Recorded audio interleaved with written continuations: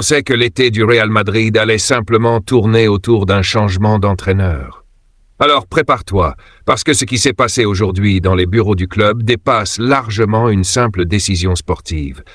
5 joueurs se sont présentés devant Florentino Pérez pour demander leur départ immédiat. Pas une discussion, pas une négociation. Une rupture totale. Et honnêtement, quand on regarde les noms concernés, on comprend que quelque chose de profond est en train de se fissurer à l'intérieur du club. 90% des personnes qui regardent nos vidéos ne sont pas abonnées. Alors, avant de continuer, abonnez-vous, laissez un like et dites-moi en commentaire si, selon vous, Mourinho est vraiment l'homme capable de remettre ce vestiaire sur pied. Le plus fou dans cette histoire, c'est le timing. Florentino était en pleine préparation de son discours de réélection avec José Ángel Sánchez quand les 5 joueurs ont débarqué. Et pour moi, ce détail change tout. Parce que ça montre à quel point le club ne maîtrisait absolument pas la situation. On parle du Real Madrid, du club qui contrôle normalement chaque information, chaque mouvement, chaque fuite. Et pourtant, cette fois, tout le monde a été pris de court. Depuis plusieurs semaines, on nous vendait le retour de José Mourinho comme le début d'une nouvelle ère. Une sorte de retour aux valeurs du Real Madrid, avec de l'autorité, du caractère, de l'ordre. Et je vais être honnête avec vous, sur le principe, je comprends totalement cette idée. Ce vestiaire avait besoin d'un électrochoc. Cette saison, il y a eu trop de tensions, trop d'ego, trop de joueurs qui semblaient vivre dans leur propre monde. À certains moments, on avait même l'impression que personne ne dirigeait réellement l'équipe. Mais ce que Florentino n'avait probablement pas anticipé, c'est la peur provoquée par l'arrivée de Mourinho chez certains joueurs. Parce qu'il faut comprendre une chose, Mourinho ne fonctionne pas comme un entraîneur classique. Avec lui, il n'existe pas de zone de confort. Tu joues pour l'équipe ou tu disparais. Et ça, certains joueurs du Real Madrid n'étaient clairement pas prêts à l'accepter.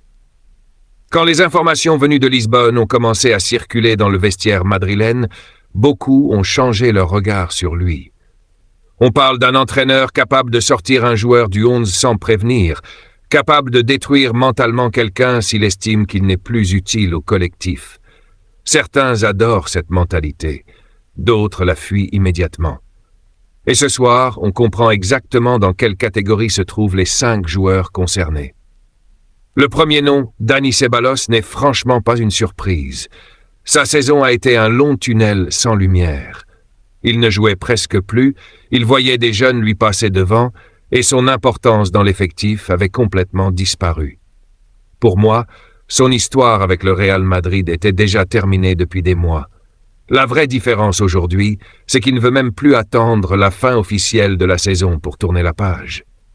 Brahim Diaz, lui, représente un cas plus intéressant. Parce que contrairement à Ceballos, il avait encore une vraie cote auprès des supporters. Beaucoup de fans pensaient qu'il méritait davantage de temps de jeu. Et je fais partie de ceux qui pensent qu'on n'a jamais totalement utilisé ses qualités. Brahim est un joueur qui a besoin de liberté, d'improvisation, de mouvement. Or, dans un système version Mourinho, ce type de profil souffre souvent énormément. L'idée d'un départ vers le Sevilla FC de Sergio Ramos commence donc à prendre du sens. Et franchement, je pense même que ce serait une excellente décision pour lui. Au Real Madrid, il risquait encore de devenir un joueur secondaire, un joker utilisé seulement dans certains contextes. À Séville, il pourrait redevenir central dans un projet ambitieux. Ensuite, il y a le cas Franco Mastantuono. Et là, on touche à quelque chose qui m'inquiète vraiment pour l'avenir du club. Parce que le Real Madrid a toujours été un endroit où les grands talents offensifs pouvaient exploser. Mais aujourd'hui, j'ai parfois le sentiment que certains jeunes créatifs arrivent dans un environnement devenu trop instable pour eux. Trop de pression, trop de politique interne, trop d'attentes immédiates. Mastantuono, c'est typiquement le joueur qui a besoin de confiance et de patience. Et je comprends totalement pourquoi l'arrivée de Mourinho lui fait peur. Mourinho adore les joueurs disciplinés tactiquement, les profils immédiatement efficaces, les joueurs prêts pour la guerre. Mais les jeunes créateurs ont parfois besoin d'erreurs, de liberté et de temps. Et le Real Madrid actuel ne semble plus offrir cet espace. Malgré tout, Jusque-là, Florentino pouvait encore considérer ses départs comme gérables. Des situations compliquées, oui, mais pas des catastrophes absolues. Sauf qu'à partir du 4e joueur, toute l'atmosphère a changé. Parce qu'Arda Güler, personne ne l'attendait dans cette réunion. Et ça, honnêtement, c'est le moment où j'ai commencé à comprendre la gravité réelle de ce qui se passe. Arda, ce n'est pas seulement un jeune talent prometteur. Pour beaucoup de supporters, il représente quelque chose de beaucoup plus fort. L'idée d'un football créatif, libre, élégant. Chaque fois qu'il touche le ballon, tu sens qu'il peut inventer quelque chose que les autres ne voient même pas. Et justement, c'est probablement ce qui lui fait peur avec Mourinho. On peut aimer Mourinho, admirer son palmarès, respecter son caractère. Mais il faut aussi accepter une vérité. Les artistes offensifs n'ont pas toujours survécu dans ces systèmes. Certains y arrivent, évidemment. Mais beaucoup finissent enfermés dans des consignes qui limitent leur spontanéité. Et pour un joueur comme Arda, ça peut devenir étouffant très vite. Le plus inquiétant, c'est que Mourinho lui avait donné des garanties. Il lui avait expliqué qu'il comptait sur lui. Pourtant, malgré ça, le Turc veut partir. Et pour moi, ce détail est énorme, parce que ça veut dire que le problème dépasse les simples promesses sportives. Arda ne doute pas seulement de son temps de jeu, il doute de l'environnement global qui est en train de se construire. Et quand un joueur aussi jeune commence déjà à ressentir ça avant même le début du projet, c'est forcément un signal très fort. D'autant qu'en Angleterre, plusieurs clubs seraient prêts à lui offrir un rôle majeur immédiatement. Et soyons honnêtes, la Premier League sait parfaitement vendre du rêve aux jeunes talents. Intensité, visibilité mondiale, salaire énorme, projet offensif, tout est conçu pour attirer des profils comme Arda Güler. Florentino, lui, ne s'attendait absolument pas à voir ce scénario arriver si vite, parce qu'Arda faisait partie des joueurs symboliques du futur du club, un joueur que le président voyait probablement comme une future tête d'affiche du Bernabéu.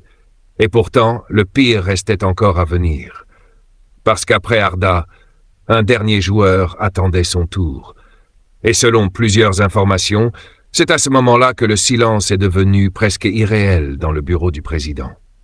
Car le 5e nom n'était pas simplement inattendu.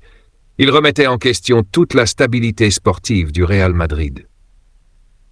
Quand un joueur de ce niveau commence à envisager un départ, le problème ne concerne plus seulement un entraîneur ou quelques tensions internes.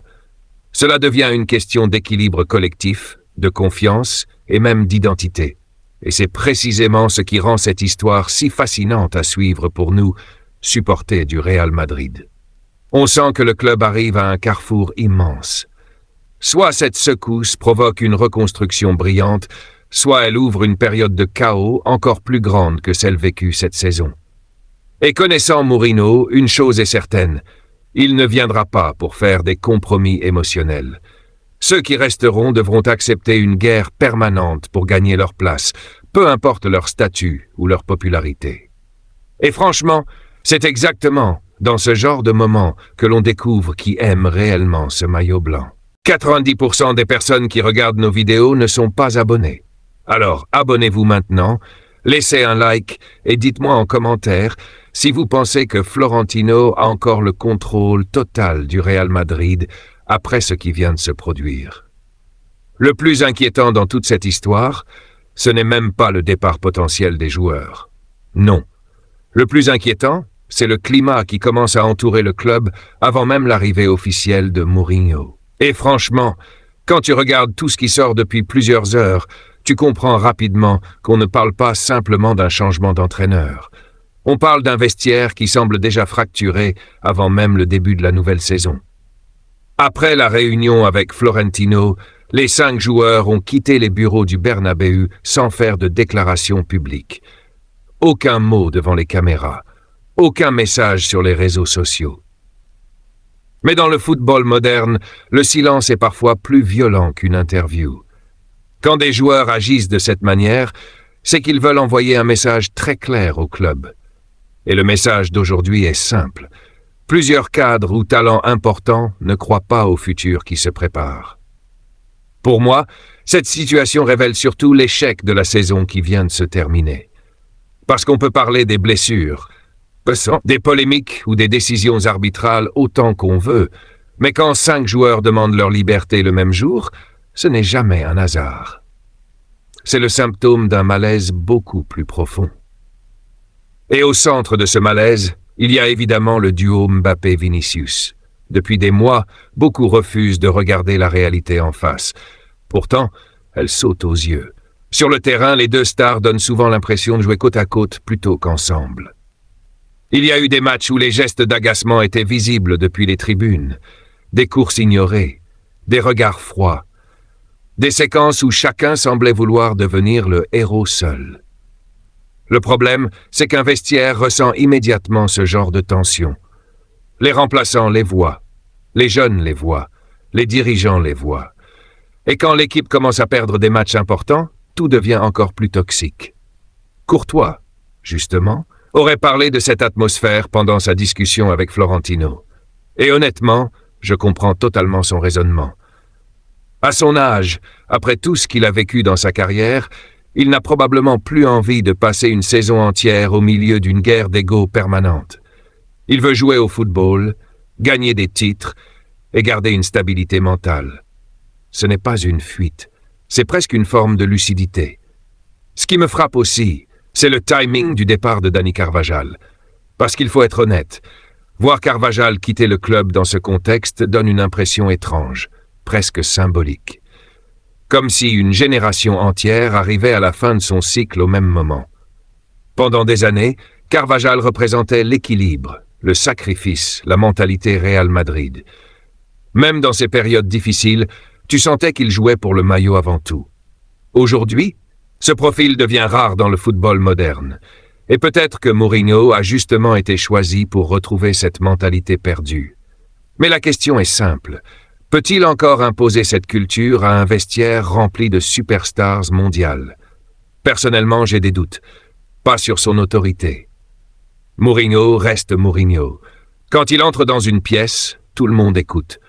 Le problème, c'est que le football a changé. Les joueurs ont plus de pouvoir qu'avant. Les réseaux sociaux ont changé la dynamique des vestiaires. Les agents influencent énormément les décisions, et certains joueurs supportent beaucoup moins la confrontation directe qu'il y a 15 ans. Mais attention, parce que ce genre de stratégie peut aussi exploser très vite. Si Mourinho gagne rapidement, il deviendra le sauveur absolu du club. Les supporters accepteront tous les sacrifices. Les départs seront vus comme nécessaires. Les tensions disparaîtront derrière les victoires. Mais si les résultats ne suivent pas immédiatement, alors tout ce qui se passe aujourd'hui reviendra comme un boomerang gigantesque. Les départs d'Arda Güler ou de Courtois pourraient devenir des blessures politiques énormes pour Florentino pendant les élections. Et parlons justement d'Arda, parce que son cas me touche particulièrement. Je vais être direct. Perdre un talent comme lui me ferait énormément mal. Pas seulement parce qu'il est brillant techniquement, mais parce qu'il représente quelque chose que le football moderne perd parfois, la créativité pure. Quand Arda joue, tu regardes le match différemment. Tu attends le moment où il va tenter quelque chose d'imprévisible. Ce genre de joueur ne se remplace pas facilement. Le problème, c'est qu'au Real Madrid, le talent seul ne suffit jamais. Il faut aussi survivre à la pression, aux attentes, aux changements permanents. Et peut-être qu'Arda, malgré son amour du club, sent que l'environnement actuel risque de freiner sa progression. Franchement, je ne peux même pas lui en vouloir. Parce que quand un joueur commence déjà à craindre l'atmosphère du futur vestiaire avant même la reprise estivale, cela veut dire que quelque chose s'est cassé profondément en interne. Ce qui est certain, c'est que Florentino se retrouve maintenant face à une décision historique. Soit il protège coûte que coûte le projet Mourinho, soit il tente encore de retenir certains joueurs pour éviter une révolution totale. Mais selon moi, il sait déjà ce qu'il va choisir. Et c'est précisément pour ça que cet été pourrait devenir l'un des plus brutaux de l'histoire récente du Real Madrid. Je pense sincèrement qu'on n'a encore rien vu. Les 5 demandes de départ ne sont probablement qu'un début. Parce que, une fois que des joueurs importants commencent à partir, d'autres suivent souvent derrière. Certains par peur, d'autres par opportunisme, d'autres simplement parce qu'ils sentent qu'un cycle se termine. Le plus important maintenant sera la réaction du public du Bernabéu samedi. Carvajal va recevoir un hommage immense, évidemment. Mais je suis persuadé que l'ambiance sera étrange. Les supporters auront la tête remplie de questions. Qui va rester? Qui va partir? Est-ce que Mourinho peut vraiment réparer tout ça? Est-ce que Florentino prépare une renaissance ou une catastrophe? Et c'est ça qui rend ce moment si particulier. On ne parle plus seulement de football. On parle d'identité, de pouvoir, de vision, de la manière dont le plus grand club du monde décide de répondre à une crise interne gigantesque. Certains supporters veulent déjà tout casser et repartir de zéro. D'autres pensent qu'il faut protéger le noyau actuel coûte que coûte. Moi, je pense qu'il faut accepter une vérité difficile. Ce vestiaire avait besoin d'un choc énorme, peut-être même d'un choc violent. Parce qu'à plusieurs reprises cette saison, le Real Madrid ressemblait davantage à une addition de célébrités qu'à une équipe prête à mourir ensemble sur le terrain. Et ça, pour moi, est totalement incompatible avec l'ADN du club. Le Real Madrid peut perdre des matchs, ça arrivera toujours, mais il ne peut jamais perdre son identité collective. Jamais. Et c'est précisément ce que Mourinho a été appelé pour restaurer. Certains joueurs adorent ça, d'autres s'effondrent complètement.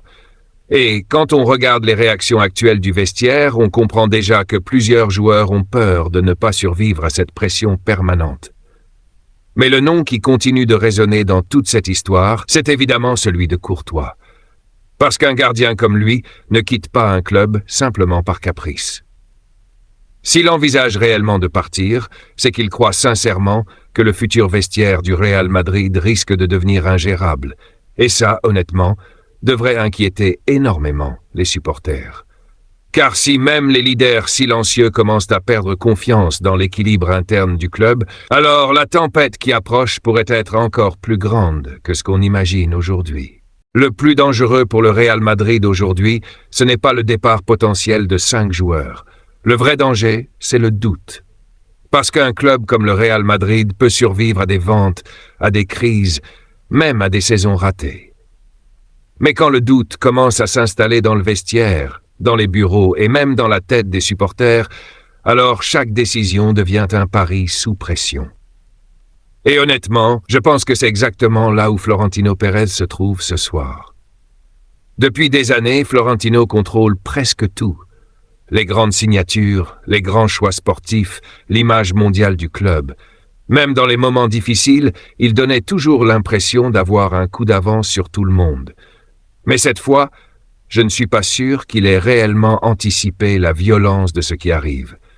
Parce que derrière les demandes de départ de Ceballos, Brahim, Mastantuono, Arda Güler et Courtois, il y a une réalité beaucoup plus lourde. Plusieurs joueurs ne croient plus à la stabilité du projet actuel. Et ça, pour un président, c'est probablement le signal le plus inquiétant possible. Le cas Courtois résume parfaitement le problème. On parle du meilleur gardien du monde, d'un joueur qui a porté l'équipe à bout de bras pendant les périodes les plus sombres de la saison. Sans lui, certaines défaites auraient été humiliantes. Certaines soirées auraient laissé des cicatrices beaucoup plus profondes encore. Mais surtout, Courtois n'est pas un joueur impulsif. Ce n'est pas quelqu'un qui cherche l'attention médiatique. Ce n'est pas un joueur qui crée du bruit pour négocier un meilleur contrat. Donc quand un profil aussi calme commence à envisager un départ, cela veut dire qu'il voit réellement quelque chose d'inquiétant dans le futur du club. Et ce quelque chose, selon moi, porte clairement 2 noms, Kylian Mbappé et Vinicius Junior. Je vais être très clair. Individuellement, ces 2 joueurs sont extraordinaires. Mbappé est capable de décider d'un match en 10 secondes. Vinicius reste l'un des joueurs les plus imprévisibles et explosifs du football mondial. Mais le football ne fonctionne pas uniquement avec du talent individuel. Et c'est précisément ce que le Real Madrid semble avoir oublié cette saison. À plusieurs moments, on avait l'impression de regarder 2 projets différents dans la même équipe. Mbappé voulait devenir le centre absolu du système. Vinicius refusait de perdre son statut émotionnel dans le club. Résultat, une équipe déséquilibrée, nerveuse, parfois même froide dans son attitude collective. Et Mourinho arrive maintenant au milieu de cette bombe. C'est là que tout devient fascinant. Parce que si quelqu'un dans le football mondial est capable d'affronter frontalement des superstars, c'est bien Mourinho. Il l'a déjà fait toute sa carrière. Peu importe les noms, peu importe les salaires, peu importe le statut médiatique. Quand il estime qu'un joueur menace l'équilibre collectif, il entre immédiatement en confrontation. Le problème, c'est qu'aujourd'hui, les stars possèdent une puissance médiatique énorme. Beaucoup plus grande qu'à l'époque du premier Mourinho au Real Madrid. Une tension interne peut devenir virale mondialement en quelques heures. Et je pense que c'est exactement ce qui effraie Courtois. Il sait que si Mourinho entre en guerre psychologique avec Mbappé ou Vinicius, le vestiaire entier sera aspiré dans ce conflit. Chaque entraînement deviendra lourd. Chaque conférence de presse deviendra un champ de mine. Chaque contre-performance alimentera les polémiques. Et franchement, quand tu as déjà vécu une saison chaotique mentalement, je comprends pourquoi tu peux vouloir fuir avant l'explosion. Mais malgré tout ça, je vais prendre une position forte. Le Real Madrid devait passer par ce moment. Oui, ça fait mal. Oui, perdre des joueurs comme Arda Güler ou Courtois serait terrible sportivement. Mais regardons la réalité en face. Ce groupe ne pouvait pas continuer comme ça. Il y avait trop de frustrations internes, trop de rôles mal définis, trop de joueurs importants qui semblaient évoluer sans vraie connexion émotionnelle. Et le Real Madrid ne gagne jamais durablement dans ce type d'environnement. L'histoire du club le montre constamment. Les grandes époques madrilènes ont toujours reposé sur un mélange précis, des stars immenses, mais aussi une hiérarchie claire et une obsession collective de la victoire. Aujourd'hui, cette hiérarchie semble floue, et Mourinho vient justement pour remettre de l'ordre dans ce chaos. Le problème, c'est que remettre de l'ordre provoque toujours des dégâts. Certains supporters ne veulent pas l'accepter parce qu'ils aiment énormément certains joueurs. Et je comprends totalement cet attachement. Arda Güler, par exemple, est probablement le départ qui ferait le plus mal émotionnellement à une partie du madridisme. Parce qu'il symbolise le football romantique. Le joueur capable de faire lever les gens de leur siège avec un simple contrôle orienté ou une passe impossible. Mais il faut aussi accepter quelque chose de difficile. Tous les grands talents ne sont pas faits pour survivre au Real Madrid. Ce club demande une force mentale monstrueuse. Certains joueurs brillants n'arrivent jamais à supporter cette pression permanente. D'autres explosent justement grâce à elle. Et Arda semble avoir compris très tôt qu'avec Mourinho, cette pression allait encore augmenter. Alors oui, son départ serait un échec pour le club, mais peut-être aussi une décision intelligente pour sa carrière personnelle. Concernant Brahim, je pense honnêtement que son cycle était déjà terminé. C'est un très bon joueur, mais il donnait souvent l'impression d'être coincé entre deux statuts. Trop fort pour être un simple remplaçant, mais pas assez incontournable pour devenir un titulaire absolu au Real Madrid. Ceballos, lui, représentait déjà le passé. Mastantuono représente surtout un problème plus large, le développement des jeunes talents offensifs dans un environnement devenu ultra toxique médiatiquement. Et puis, il y a Courtois.